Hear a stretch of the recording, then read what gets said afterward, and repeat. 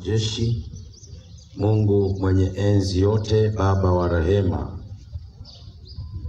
wewe ni Mungu wetu. Wewe unatupenda, unatujua. Kuna mahali pengine ambapo tunaweza kukimbilia. Sisi ni wenye dhambi, tumetenda uovu mwingi. Na uovu, Bwana Mungu, unakuchukiza. Unapokasirika, unaachilia adhabu. Na kile ulichokusudia, Mungu wa mbingu na nchi, ni mpaka kitimie. Tunajifunza katika Biblia pia, wakati ule wa Nuhu, uovu ulipanda sana. Wewe Mungu kagaili, wakabaki watu 8. Lakini kwa sasa, Bwana Yesu, tunakuja mbele zako. Sisi ni watu wako uliyetuumba kwa mkono wako. Utuoshe na uovu wetu wote, ututakase na dhambi zetu zote. Asante Bwana kwa sababu ya neema hii na upendo huu. Mungu, tunakuja mezani pako, tunahitaji kula na kunywa. Roho wako atulie kwetu, atufundishe, ili kusudi neno lako liwe na nguvu katika maisha ya kila mmoja wetu, Mfalme. Na neno lako liwe ni uzima katika maisha yetu. Bariki kila mmoja aliyekanyaga ardhi hii namba 410 chini ya anga hili, Mfalme. Bwana, sema na mtumishi wako, na mtumishi wako aseme na watu wako, katika jina la Yesu Kristo aliye Bwana na Mwokozi wa maisha yetu. Amen. Alipozikwa, roho yake ilishuka kuzimu kwenda kuhubiri. Roho ambazo hazikupata neema wakati ule wa Nuhu, vizazi vile viwili, Musa, Adamu pamoja na Ibrahimu. Kwa akaenda kuhubiri huko. Huko shetani alikuwa ameenda kwa ajili ya kumiliki zile roho. Na halafu siku ya 3 akatoka. Baada ya kuwa amefufuka, Yesu aliendelea kuishi na kukutana na makundi mbalimbali, akidhihirisha ushindi ambao amemshinda shetani, ambao ameshinda mauti, ambao ameshinda kaburi. Akawa hai na yu hai milele na milele. Bwana Yesu asifiwe. Kwa jambo hili la kufufuka lilileta shida. Watu walipata shida, watu waliweweseka, watu walilia, watu walipata hofu, watu walijificha. Kwa nini? Watu walianza mijadala, wakajadiliana. Wengine wanajadiliana habari za mambo yaliyompata Yesu. Ndani yao, mioyo yao iko mbali. Kwa katika makundi haya atatusaidia. Na mimi nataka niende haraka sana, nisichukue muda mrefu. Bwana Yesu asifiwe sana. Kuna makundi 3. Kichwa kinasema kufufuka kwa Yesu na kuwatokea watu mbalimbali na hali zao. Kufufuka kwa Yesu na kuwatokea watu mbalimbali na hali zao. Hapa kuna A ina mambo yake, B ina mambo yake, na C ina mambo yake. A ni Yohana 20:14-15. Yohana 20:14-15 kwenye Biblia. Sura ya 20 mstari wa 14 ndio 15, neno linasema, naye akiisha kusema hayo akageuka nyuma, akamwona Yesu amesimama, asijue ya kuwa ni Yesu. Yesu akamwambia, mama, unalia nini? Unamtafuta nani? Naye huku akizani ya kuwa ni mtunza bustani, akamwambia, Bwana, ikiwa umemchukua wewe, uniambie ulipomweka, nami nitamuondoa. Bwana Yesu asifiwe. Yesu amefufuka. Mariamu ambaye alimjua Yesu, alimuona Yesu na sura yake, Yesu amefufuka, lakini tunaona kwamba Mariamu hamtambui. Hali ya Mariamu ilikuwaje? Hali ya Mariamu, yeye alikuwa analia. Hali ya Mariamu alikuwa analia. Wakiwa katika ile bustani, Yesu anamuona mpaka anamuuliza, "Wewe mama, unalilia nini?" Maana yake alikuwa analia, anamtafuta. Jambo la pili pale ilikuwa ni kutafuta. Mariamu alikuwa anatafuta, anamtafuta Yesu. Wao alikuwa analia, anamtafuta Yesu. Na Yesu yuko hapo hapo. Unaweza kuona namna ambavyo leo tunavyoweza kuwa tunalia, tunavyoweza kuwa tunamtafuta Yesu wakati Yesu tunaye. Ukisoma Yohana, Ufunuo Yohana 3:20, "Tazama nimesimama mlangoni nabisha hodi. Mtu akifungua nitaingia kwake." Kwa hiyo inawezekana tunalia, na wakati huo Yesu yuko hapo hapo, hatumuoni. Huko mbele utajua kwa nini wakati mwingine unaweza kuona Yesu lakini usimuone. Lakini bado neno la Mungu linasema katika Isaya 55:6, kwa alichokuwa anakifanya Mariamu kutafuta ni sahihi, lakini alikuwa anatafuta kwa njia gani? Alichokuwa anatafuta ni sahihi, alikuwa anatafuta kwa njia gani? Mtafuteni Bwana maadamu anapatikana, mwiteni maadamu yu karibu. Alikuwa Mariamu anamtafuta Yesu katika hali ya maisha ya kawaida, maisha ya mwili, maisha ya mazoea. Ndio maana hakuweza kumtambua Yesu.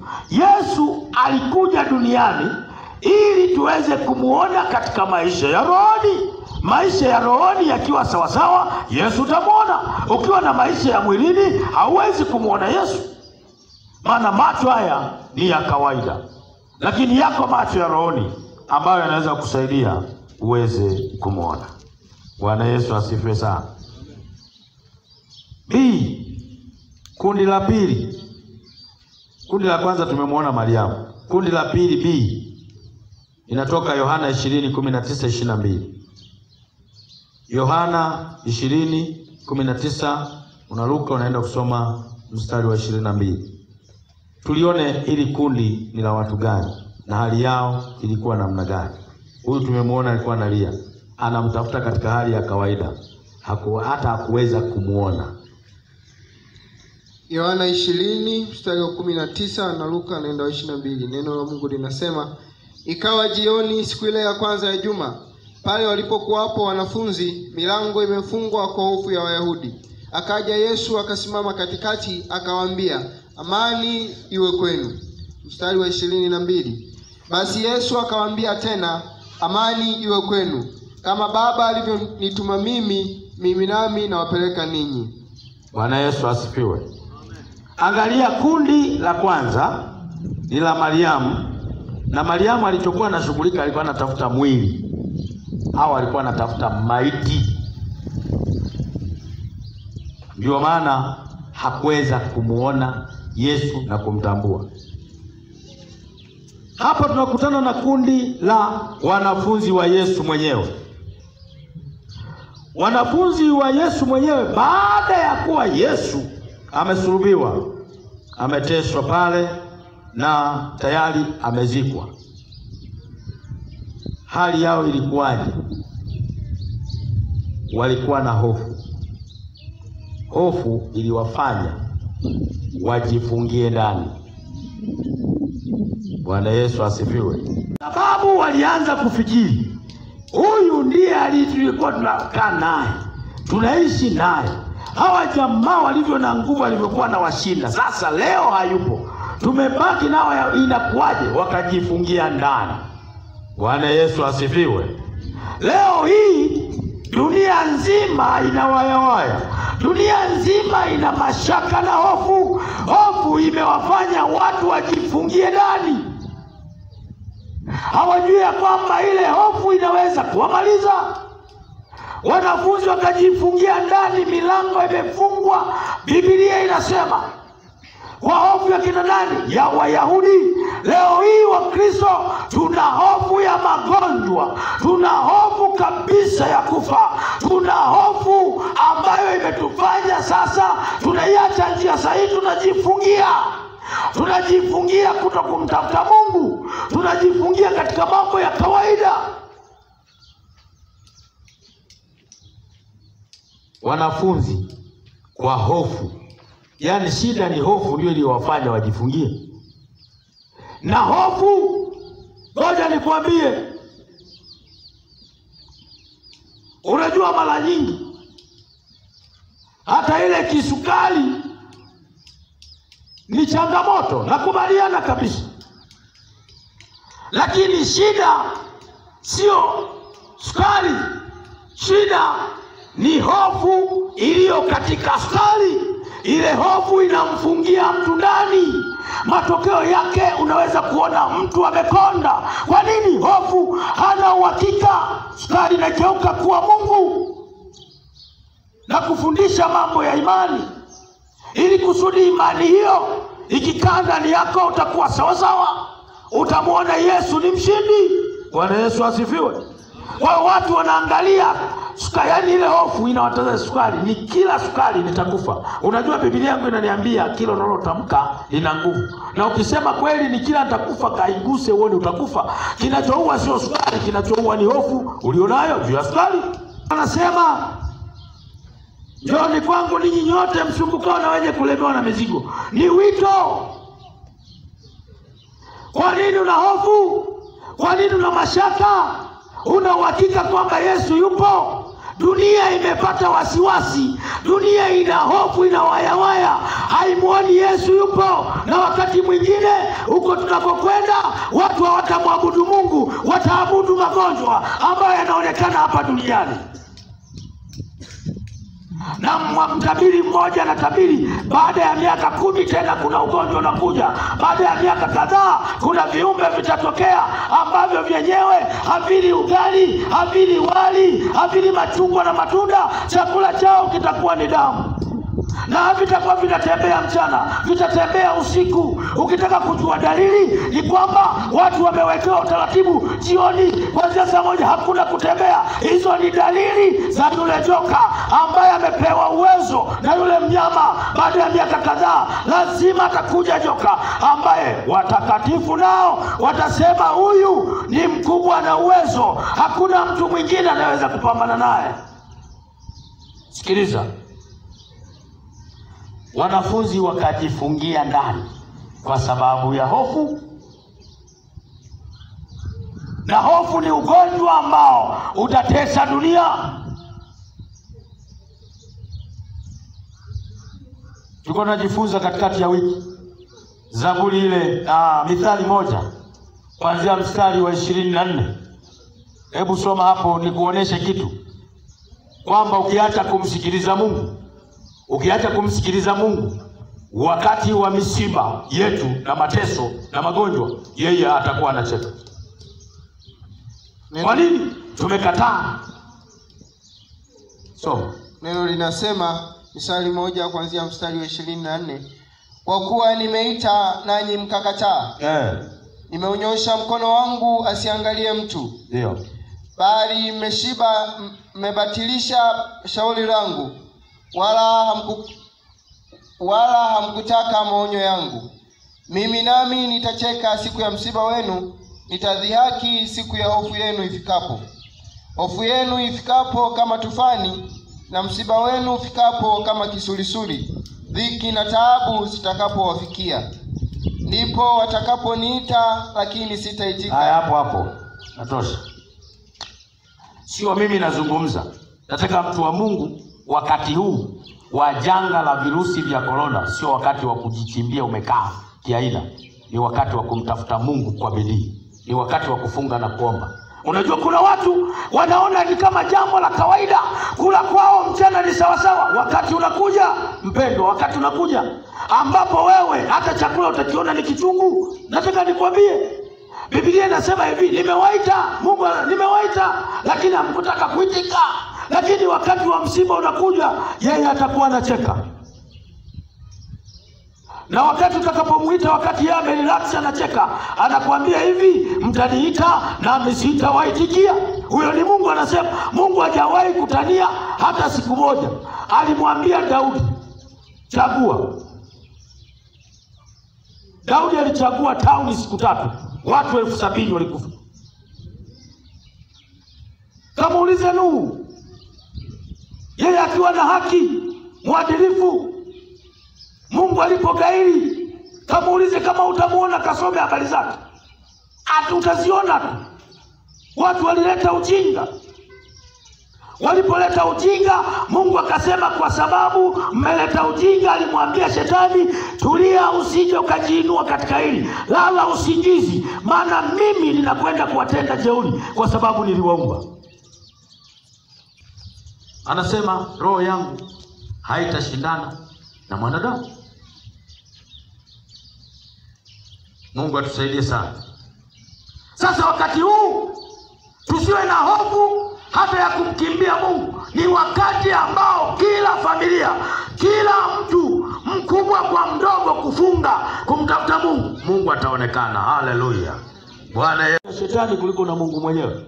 Shetani anapokupiga anaangalia kwamba hivi nampiga huyu na mimi kuna kisako cha kwenye moto, anaweza kupunguza makali. Ogopa kupigwa na Mungu. Mungu anakupiga kwa sababu yeye amekuumba. Anakufutilia mbali. Yaani leo wanafunzi wakawa wamejifunga na wamejificha na kujifungia kabisa. Mungu atusaidie. Lakini kwa sababu hawa walijifungia kwa hofu ya Wayahudi watakufa, lakini ndani yao wanafunzi hao, manake ni kwamba walikuwa bado kwanza walikuwa hawajaamini kwanza, halafu wakaaminishwa kwa lazima, halafu walikuwa hawana roho, halafu Mungu akawapatia roho. Walikuwa kwenye hali ambayo bado wana nafasi. Bwana Yesu asifiwe sana. Jambo ambalo ni la 4, kule tumeona mambo mawili. Jambo la 4 nasema Yesu anawapa roho. Yesu anawapa Roho Mtakatifu, mstari wa 22. Anawapa Roho Mtakatifu, mstari wa 22. Tumeshasoma na watu wanaenda kusoma nyumbani. Akasema pokeeni, akawavuvia Roho Mtakatifu, akawaambia pokeeni roho. Bado nguvu ya Roho Mtakatifu walikuwa hawajaipokea bado, ila wamepewa neema ya kumpokea roho.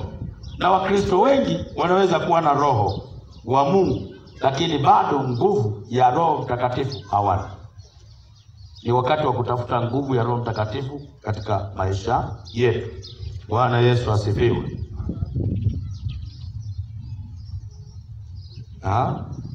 Nimemaliza hapo.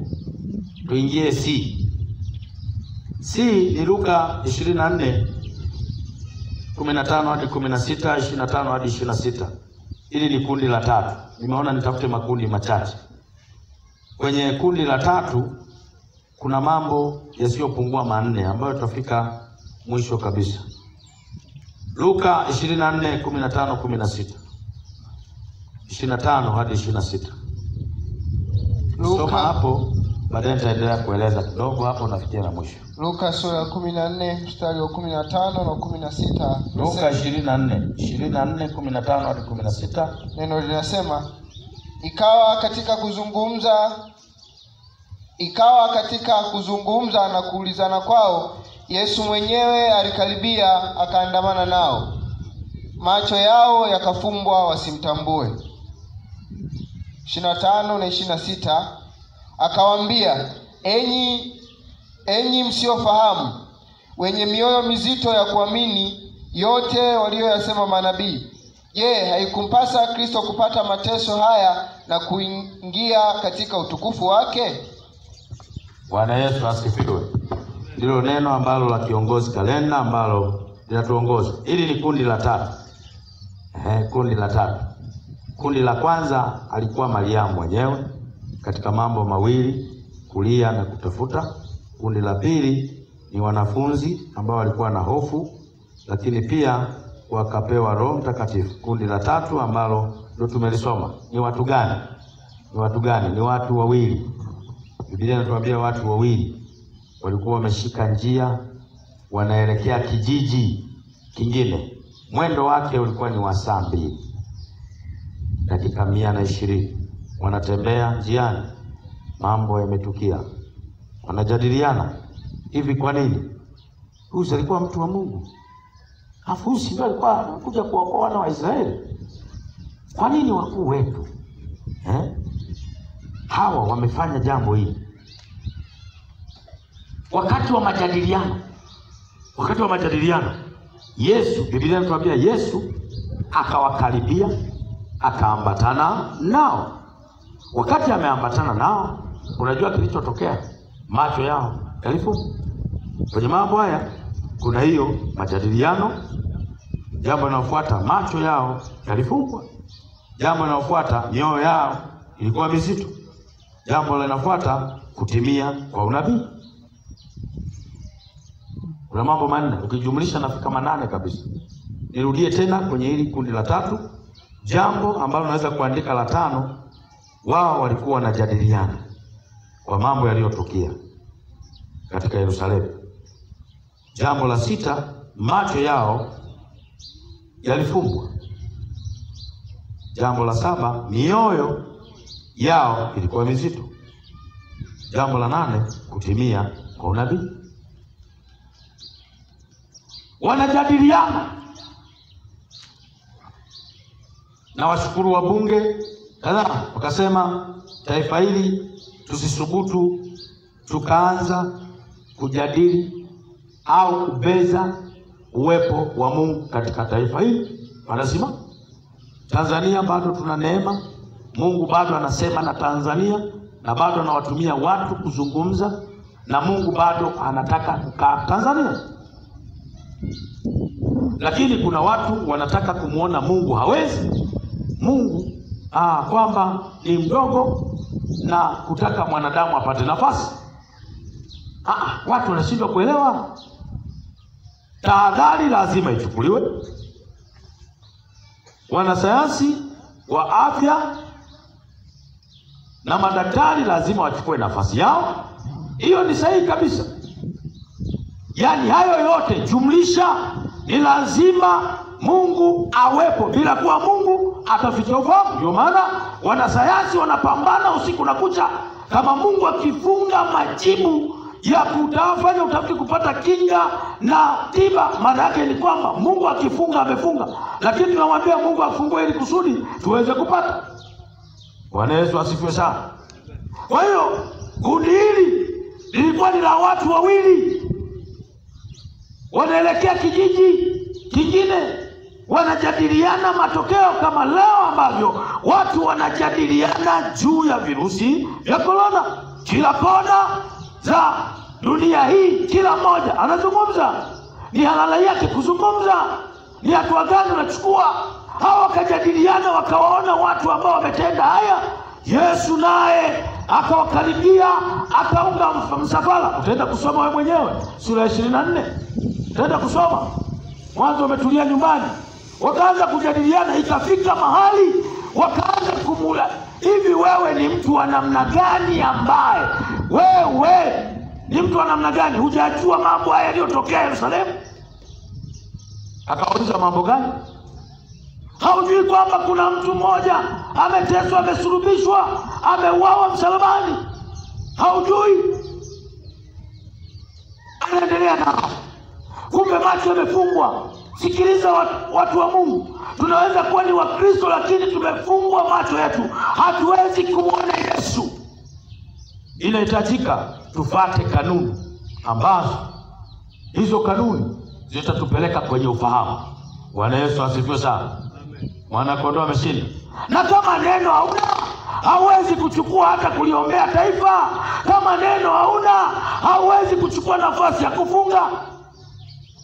Wengine hapa tuna shauku, hata mkuu wa nchi angetangaza tena kwamba siku 7 tufunge na kuomba, tuendelee kusogea kwa Mungu, maana yake hapa kutakuwa na ufahamu. Bwana Yesu asifiwe sana. Tanzania, yeye anaweza kutuponya, yeye anaweza kutuopoa. Ukisoma katika Zaburi ya 71 utaona anaweza kutuopoa kabisa, na wala sikio lake si zito hata lisiweze kusikia.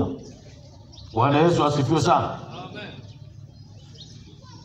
Kwa hiyo ni lazima katika mijadala tulionayo, ni lazima tumuhusishe Yesu kabisa. Na kama macho yamefungwa, Yesu alienda nao mpaka wakafika kile kijiji, macho yamefungwa, hawajui. Kama Mariamu alivyofungwa hakujua, lakini wale wanafunzi waliokuwa wamejifungia ndani, alipofika mle ndani akasema amani iwe kwenu, na baadaye akaonyesha ishara. Kwa nini? Kwa nini Yesu hakutaka kumuonyesha Mariamu? Kwa nini wale watu wawili hakutaka kuonyesha alama zile? Kwa nini? Kuna utofauti mkubwa. Yesu anaangalia imani ulionayo, anaangalia jinsi ulivyo, ndipo anaweza kujitambulisha kwako. Bwana Yesu asifiwe. Lazima Roho wa Mungu awe ndani yako. Wanaenda wamekaribia kile kijiji, wamefika nyumbani, Yesu Biblia inatuambia akajifanya kama anataka kupitilia. Sikiliza, kuna kitu kizuri hapo nikufundisha. Akajifanya anataka kupitilia, maana jua linaenda kuchwa. Kilichotokea, wale jamaa walikuwa na elementi za ukarimu. Sifa yao moja hiyo, pamoja na wengine wamebanwa macho na nini, walikuwa na kitu cha ziada cha ukarimu ndani yao. Wakasema, Bwana, unajua sasa hivi huko ni usiku, hebu njoo tukae pamoja hapa. Mazungumzo yao pamoja na maswali ya Yesu hawakukasirika kiasi hicho, wakamkaribisha ndani. Bwana Yesu asifiwe. Walivyomkaribisha ndani akaingia. Sikiliza, Biblia inatuambia alipomega mkate na kuwapa, wakafumbuliwa macho yao, naye akaondoka. Sikiliza nikwambie, Kristo wa leo ni kwamba ukimkaribisha Yesu ndani yako, maana atakupa mkate ambao ni neno la Mungu. Atakapokupa neno la Mungu utafumbuliwa macho, utamuona Yesu ni Bwana, utamuona Yesu ni Mwokozi, utamuona Yesu ni kimbilio lako. Haleluya. Bwana Yesu asifiwe. Sijui kama umeelewa, mtu wa Mungu. Mungu akusaidie. Mungu akusaidie. Akamega mkate, akawapa, macho yao akafumbuliwa. Sikiliza, kwa Yesu kuna mkate wa uzima. Bwana Yesu asifiwe. Kuna mkate wa uzima kwa Yesu. Akikupa mkate wake, atakufumbua macho. Simama kwa miguu yako.